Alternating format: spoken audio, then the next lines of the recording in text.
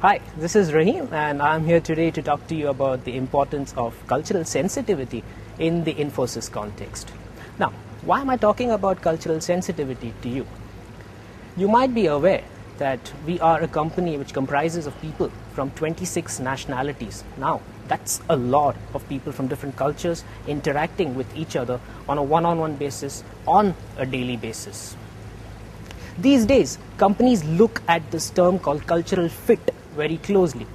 For example, if a company were to acquire a new company elsewhere in the world, this is a term that's thrown about quite liberally.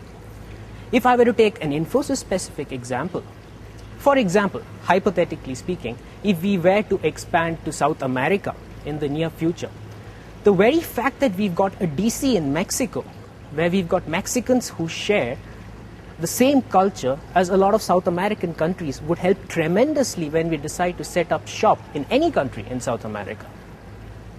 Now that I've set context on why we're going to talk about cultural sensitivity, I will get into more specific tips on what you could use on a daily basis while interacting with people from different cultures.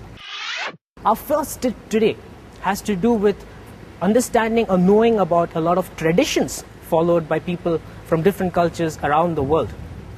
I cannot overestimate how useful this could be while interacting with people from other cultures. For example, if you were to meet an American for the first time and he were to do a namaste to you, that would be something that would really warm your hearts.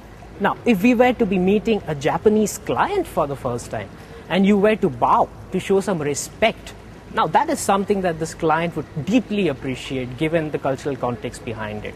So this tip has to do with the fact that following or being aware of various traditions followed by different cultures is extremely useful when it comes to interacting with people from different cultures. My next tip while dealing with people from other cultures is very simple and easy to use. It's as basic as slowing down your speech while communicating with people from different cultures. Now, if you've ever had an American look at you quizzically while you're speaking to him, it has got nothing to do with the accent which you use while communicating. More often than not, it has to do with the rate of speech that you employ while speaking. Indians employ a rate of speech of 220 words per minute. Now, that's very, very fast. In fact, double the speed of a lot of cultures around the world. Now, if you just slow down your rate of speech while talking to people from other cultures, it helps tremendously in ensuring that the message that you want to convey gets through in an effective manner. While interacting with people from different cultures, for example, if you were in a meeting with a couple of them, it always helps to ask more questions than you would normally would, just to make sure that both you and these people you're talking to are on the same page. It's important to make sure that we do not stick to assumptions which we might normally employ with people from our culture. While dealing with people from other cultures, always ask more questions than usual. There is nothing wrong with doing so.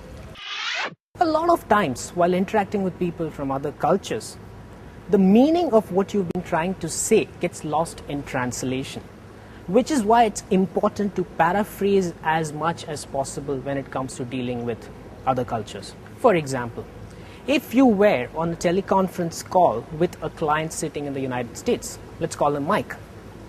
Mike says, "Okay people, we're done for today. Let's meet up next Monday at 5 o'clock. Now, it's very important that you paraphrase, which is to repeat what Mike just said by saying, "Mike, if I get it right, what you're saying is, we will be meeting up next Monday again on a similar call at 5 p.m. Am I right?" Now, by doing so, you're making sure that information doesn't get lost in translation. Mike could have been referring to 5 a.m. or 5 p.m. You're not sure, but you're just double checking to ensure that both you and Mike are on the same page. A lot of our clients come from cultures which are very, very strict when it comes to timelines. These cultures are called monochronic cultures. People from these cultures tend to do one thing at a time, and they do not allow tasks to overlap.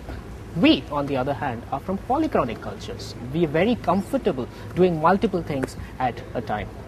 Now, it's important, and this is something that we get to hear on a regular basis, that we attend meetings or reach meetings on time. For example, an American would always turn up for a 10 a.m. meeting 5 minutes before time, while it's okay in our culture probably to be late by a couple of minutes. Now, this is not something that a client of ours, if we were ever to get into a meeting with him or her, would appreciate. So please ensure that you always adhere to timelines and always there at meetings bang on time. My last tip for today has to do with the different modes of communication people from different cultures employ. Americans, for example, tend to be very direct with their communication. If I were to give an idea to an American client and the client was not pleased with the idea, the chances are this person would say, Rahim, I think this idea does not meet our purposes at this point in time, and leave it at that.